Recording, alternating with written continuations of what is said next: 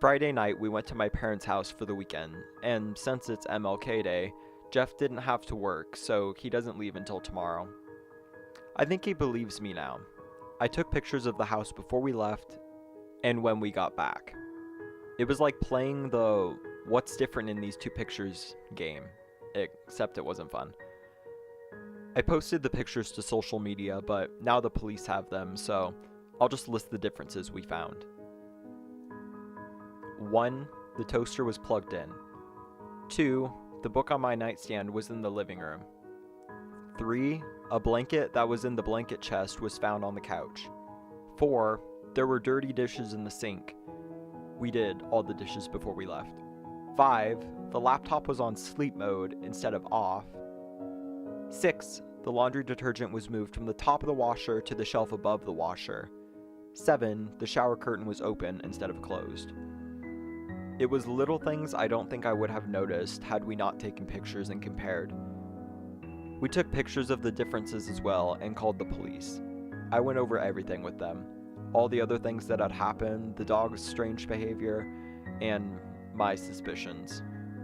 I think they just brushed it off as being crazy and suggested that I install a carbon monoxide detector, which then I showed him I had.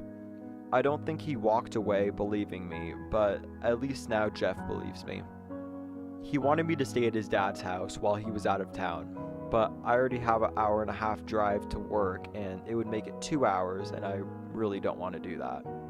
Besides, if this thing wanted to kill me, I'd be dead already.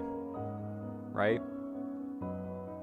Jeff didn't want to leave without installing security cameras, so we went out. Everything was way more than we could afford, so we just ordered some off Amazon and they should be here by Thursday. I am sitting here writing this update in my office, which is just our spare bedroom. Jeff is in the living room watching TV, but one of the crawl spaces is right beneath me. I heard some scraping on the side of the house and figured it was just the neighbors shoveling or something. I looked outside and they're not home.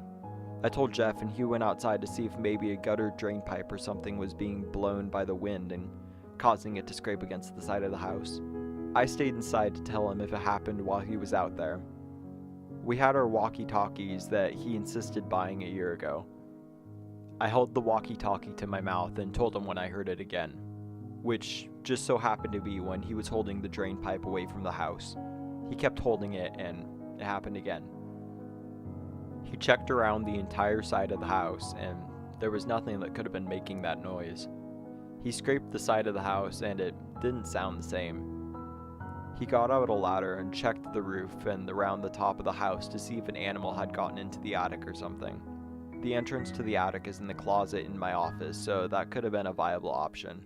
Except I knew it was coming from the crawl space. He was nice though, and got up into the attic to check it out.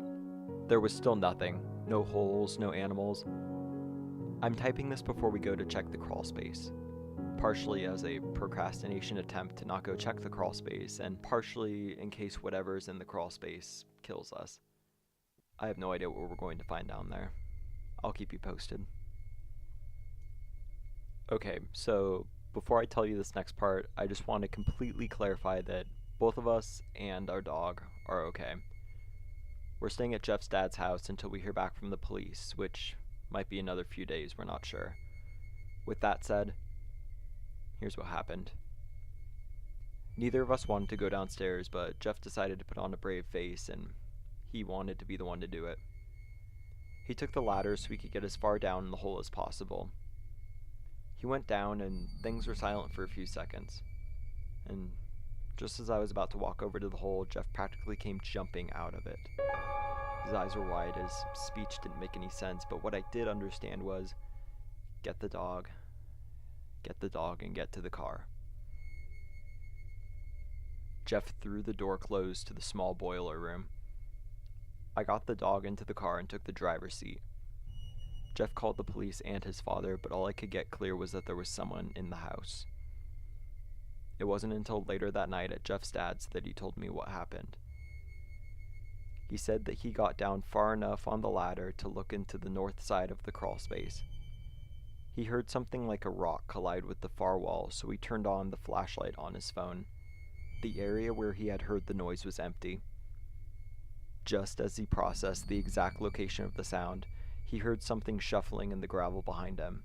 He turned back to see a man, crouched on his knees, quickly approaching him from the opposite side of the crawl space. He jumped out of the hole just before the man would have had been in arm's reach of him. I didn't sleep well that night. The police contacted us the next morning, saying that they found the man still in the crawl space when they got there. I haven't gotten any identification on who he is or why or how long he was down there. We're not sure when we can go back to the house, as it is under police investigation. I'll keep you posted when I learn more.